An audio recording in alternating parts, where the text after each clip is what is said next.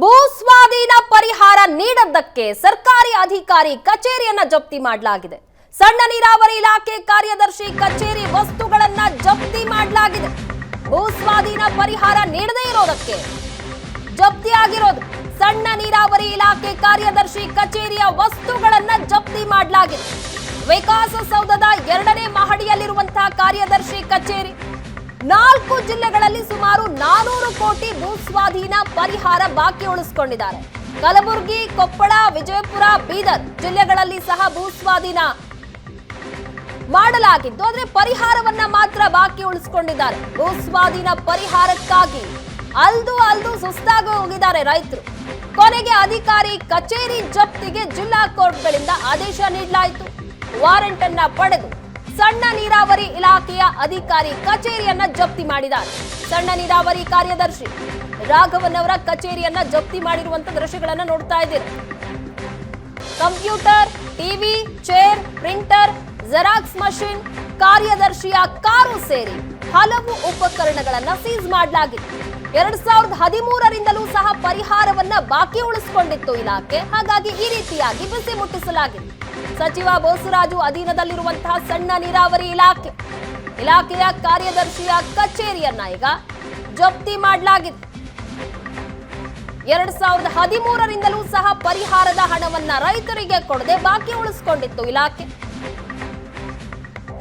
ಹೀಗಾಗಿ ಸರ್ಕಾರಿ ಅಧಿಕಾರಿ ಕಚೇರಿಯನ್ನೇ ಜಪ್ತಿ ಮಾಡಲಾಗಿದೆ.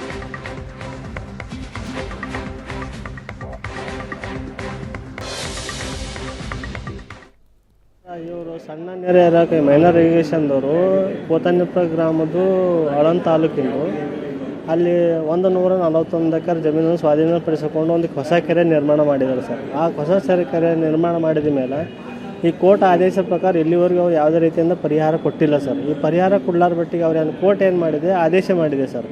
ಈ ಮೆರುಗೇಶ ಆಫೀಸನ್ನು ಜಪ್ತಿ ಮಾಡಿಕೊಂಡು ಅದೆಲ್ಲ ತೊಗೊಂಡ್ಬಂದು ಮಾರಾಟ ಮಾಡಿಕೆ ರೈತರ ಪರಿಹಾರ ಕೊಡೋ ವ್ಯವಸ್ಥೆ ಮಾಡೋಣ.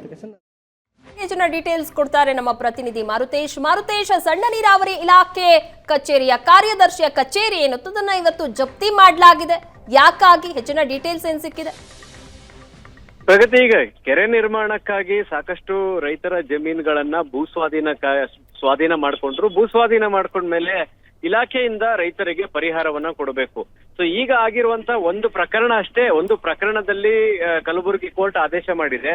ಇದೇ ಮಾದರಿಯಲ್ಲಿ ಕೊಪ್ಪಳ ನ್ಯಾಯಾಲಯ ಇರ್ಬೋದು, ವಿಜಯಪುರ ನ್ಯಾಯಾಲಯ ಇರ್ಬೋದು, ಬಹುತೇಕ ನ್ಯಾಯಾಲಯಗಳಲ್ಲಿ ಈ ರೀತಿಯ ಆದೇಶಗಳಾಗಿದೆ. ಇದೇ ರೀತಿಯಾಗಿ ಸುಮಾರು 100ಕ್ಕೂ ಹೆಚ್ಚು ರೈತರಿಗೆ ಈ ರೀತಿಯಾಗಿ ಭೂ ಪರಿಹಾರವನ್ನ ಕೊಡಬೇಕಾದಂತ ಸಂದರ್ಭದಲ್ಲಿ ಇಲ್ಲಿಯ ತನಕ ಕೊಡದೆ ಇಲಾಖೆ ಆಟ ಆಡಿಸ್ತಾ ಇದೆ. ಸೊ ಒಂದು ಪ್ರಕರಣ, ಇದು ಆಳಂದದಲ್ಲಿ ಆಗಿರ್ತಕ್ಕಂಥ ಪ್ರಕರಣ. ಕಲಬುರಗಿಯ ಕೋರ್ಟ್ ಆದೇಶದ ಮೇರೆಗೆ ಇವತ್ತು ಸಣ್ಣ ನೀರಾವರಿ ಇಲಾಖೆ ಅಂದ್ರೆ ವಿಕಾಸಸೌಧದ 2ನೇ ಮಹಡಿಯಲ್ಲಿರ್ತಕ್ಕಂತಹ ಸಣ್ಣ ನೀರಾವರಿ ಇಲಾಖೆಯ ಕಾರ್ಯದರ್ಶಿಯ ಕಚೇರಿಯನ್ನ ಜಪ್ತಿ ಮಾಡುವಂತ ಆದೇಶ ಕಲಬುರಗಿ ಜಿಲ್ಲಾ ನ್ಯಾಯಾಲಯದಿಂದ ಆಗಿತ್ತು.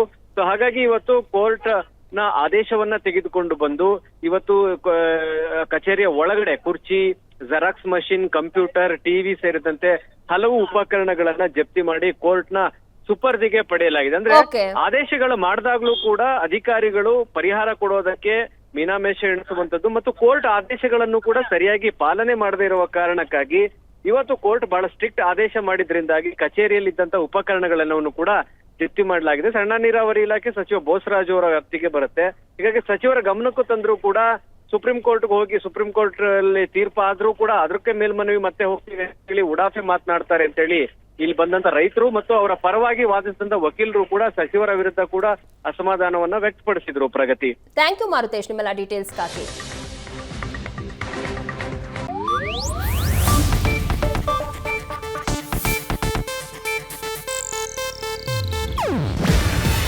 ಇದು ಏಷ್ಯಾನೆಟ್ ನ್ಯೂಸ್ ನೆಟ್ವರ್ಕ್ ಪ್ರಸ್ತುತಿ.